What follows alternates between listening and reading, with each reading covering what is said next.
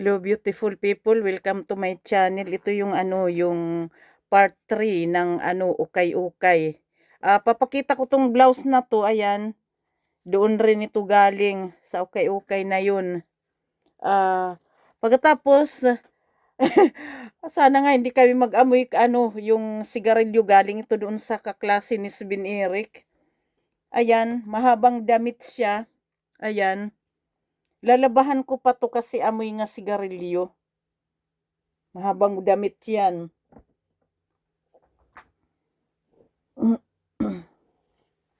Ito yung galing kay Sven Eric. Ayan. Magaganda naman siya. Ayan. Long sleeve at saka mahabang damit. Hindi naman yung mahabang damit na hanggang paa. Hindi. Yung mahaba lang talaga. Yung nang sa, sa may tuhod. Yun. Yun. Ano pa sa may tuhod. Tapos ito. Sa part 2 pala, sinabi ko sa inyo na dito sa Sweden, tinatapon yung mga damit nila, yung iba pinagbibinta. Kasi yung iba, ayaw na nilang, halimbawa, idalhin sa Red Cross dahil nga busy sila, kagaya ko, nagtatapon ako ng gamit yung sabi nga nila, dalhin nyo dyan sa sa mga flea market. Wala kaming panahon yan magdala sa flea market. Pagkatapos dadalhin mo doon ang dami-daming gamit, ang bigat-bigat. Pagkatapos ibibinta lang ng ng mura, di walang baliwala yun sa pagod mo. Kaya ganun na tinatapon na lang namin sa sa basura. Pero dahil nakakita na ako ng yung nag-aano ng door to door. Kasi noon yung door to door nung bago pa lang ako dito sa Denmark pa, wala dito sa Sweden. Pagkatapos, nagkaroon dito sa Sweden, hindi ko alam. Tapos nagpadala ako last year, yun. Mabuti na lang ang door to door ay mga mga more or less $150 ba yun? Kasi noon umabot pa yun ng mahigit $200. Pagkatapos naalala ko noon sa kapatid ko ba yun o pamangkin ko, nagbigay pa sila ng 150 Swedish crowns noong kunin yung yung karton. Ngayon wala nang babayaran, basta yun lang ang babayaran mo na more or less $150 sa malaking kahon na na door to door. Yun. Tapos ito naman, damit, pwede pang summer, pag hindi, rin to, mahahaba rin ito, pero hindi yung maxi dresses. Hindi maxi dresses. Yung lang sa tuhod. Ito, pang summer din ito. Ayan. Alam nyo yung damit, ganyan lang yan tingnan.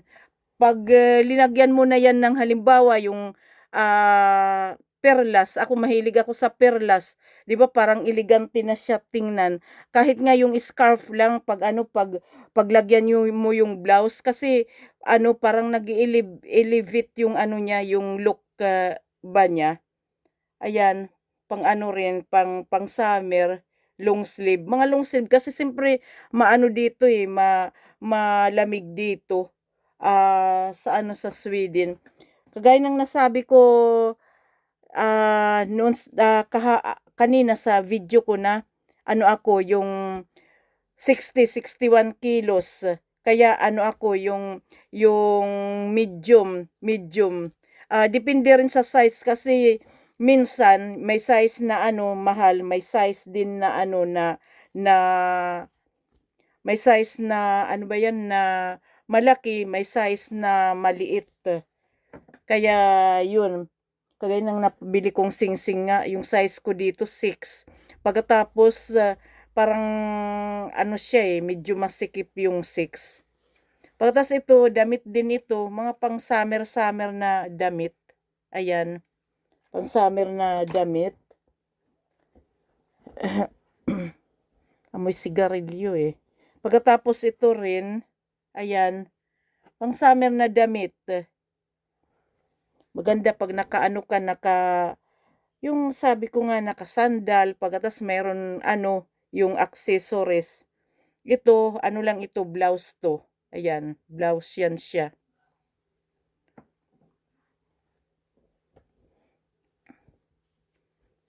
Pagkatapos ito, ano to, damit din ito. Summer na damit. Ayan, ang summer na damit. Gabi na dito kaya baka medyo madilim na yung ano ko, yung video ko ba. Ano na, mag-aalas 11 na ng gabi. May pasok ako bukas. Mula nung Biyernes, free ako. Ito yung blouse. Maganda siya kasi dito, oh. Meron siyang, meron siya yung Mickey Mouse ba. Ayan. Blouse yan siya. Pagkatapos ito, damit. Maganda rin na summer siya na damit. Pagkatapos, ito din, sa pang summer na damit. Ayan. Ayan yung ano dito, yung sa katapusan. O sige guys, thank you for watching. Bye-bye.